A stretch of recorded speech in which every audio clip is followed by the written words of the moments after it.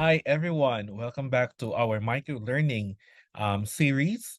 And we are now on episode number 2. And let's talk about the types of micro learning materials that you can create, and of course, the advantages and disadvantages of using this micro learning material. So, again, we're all back with the image that I love using. Again, if you watch episode number 1, my favorite image for microlearning is sushi because it has everything.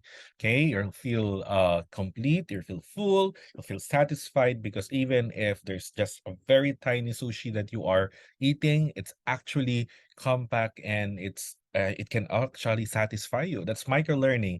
Microlearning is a very uh it's learning within a short duration, so it's not a long you don't need a long time to learn something. You can learn something in a span of a few minutes because it's very much focused or narrowed into a single topic, and easy to topic and a topic that was made easy to understand. Of course, you can do micro learning with a variety of materials, which I will be sharing to you later on. And of course, because like what we said in episode 1, because we have access to smartphones and internet, it's easy for us to deliver micro learning to our learners, whether they are in K to 12, higher ed, or maybe professional learners. So micro learning uses rich media to engage learners with nuggets of learning. What do you mean by this? Micro learning addresses the concern on attention span. And we know that in the psychology of learning, if you want to make sure that the learners are listening to you, you need to get their attention. And getting their attention might be possible when we use rich media or media that really that are well produced, well made. They capture the attention of the learning. So what are the types of micro learning materials, or maybe what are types of micro learning that one could possibly undergo?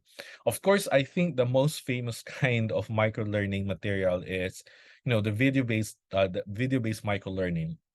When you say video-based micro learning, these are short videos. Short videos, compact. They're very much straightforward, media rich. Usually, they are created with great animation, very much focused on the topic. The length, when we say short videos, the length should be developmentally appropriate. For example, when we show video clips or video-based micro learning materials to younger kids, they are usually shorter, like 3 minutes, maximum I think of 5 minutes for older kids. But as the learner gets older or maybe more advanced in the age, it's possible to increase the length of the video as well. So for example, a regular adult can actually watch a very interactive video-based micro learning material for around 10 minutes, I think. That's according to research. So usually it's 6 to 10 minutes in average. Most of the time, because we're gunning for inclusivity and accessibility as well, there's always some features that allow learners with different needs to be able to access them. And most of the time, this is a big challenge for those creating micro learning materials, that this features should be the accessible features should always be included. It should not be an afterthought.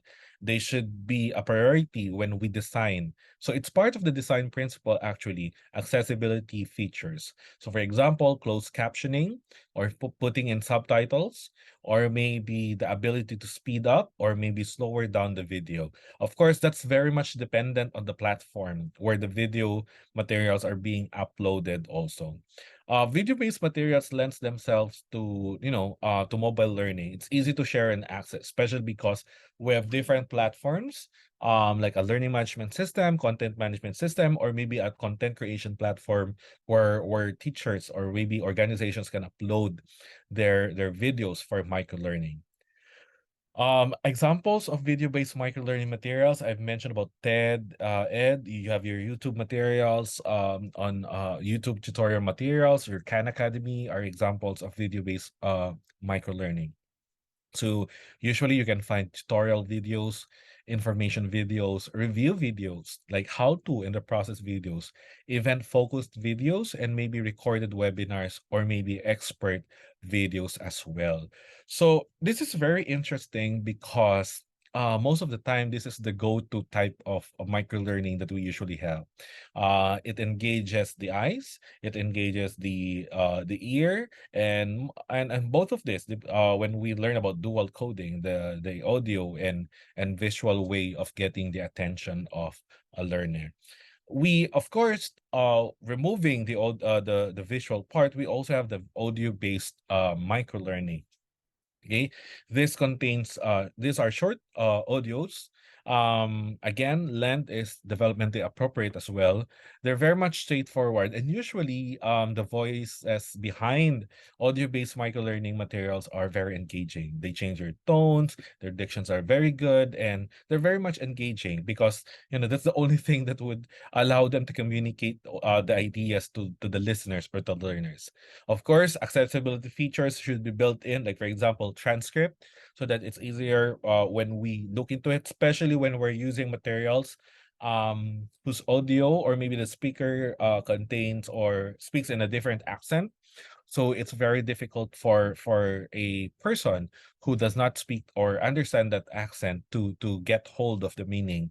And sometimes, meaning gets lost in translation or maybe in pronunciation.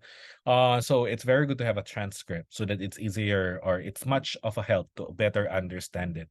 Of course, they led themselves to mobile learning to easier because unlike video-based materials, audio-based audios are actually or audio files are actually easier to share to other people.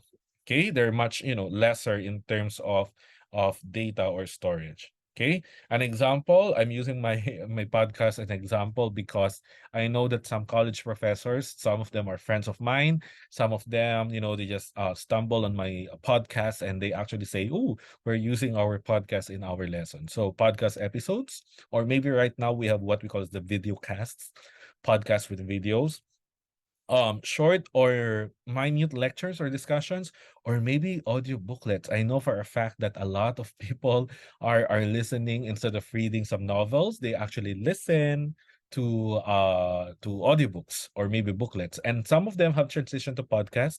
So there are podcasts that are retelling stories or maybe discussing some things.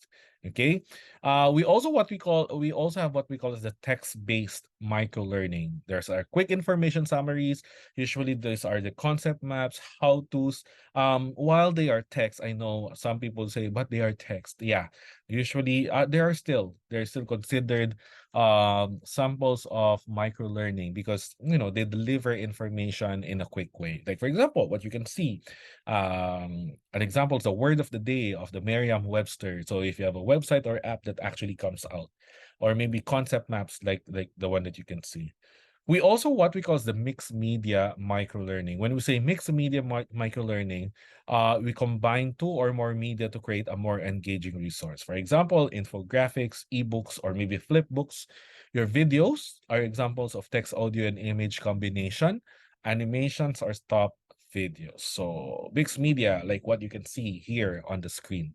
Okay, a COVID-19 infographics, or maybe an interactive web page or page. Those are examples of mixed media. Now, because of the advancement of technology, mixed realities are able to penetrate microlearning, or we can create microlearning using mixed realities, the use of AR, VR, or maybe a combination of both uh, assets to create simulation. So, for example, this one, apps like Hologo, Quiver, Jigspace, or maybe creating your own so AR maker, you can actually create your own microlearning experience using these apps. And most of them have ready-made. For example, a 3D AR app for cells or different types of cells. And there are actually informations, or maybe you can even play, zoom in, zoom out information or parts using that one. Some actually do game-based microlearning. So they combine the different media and presents learning using elements or of games or as a game. So for example, Duolingo is actually a game-based micro-learning for, learning for languages, okay? So you have bursts of information, you get to learn, you get to practice, you get to rehearse, and then you answer some check-up quizzes, you take some exams, and then you get badges. That's actually micro-learning. And it's easy because you can access this on your own at your own time, right? And you can keep on coming back and practicing yourself. So that's an example of a game-based micro-learning. So at a glance, we have samples like this: video, audio, text, mixed media, mixed realities, mini courses, game-based, or maybe interactive parallax-based scrolling. All of these are examples of micro-learning types. So when we do micro-learning, I just want to end this episode with you with a discussion on the advantages and disadvantages. There are so many types of micro-learning experiences.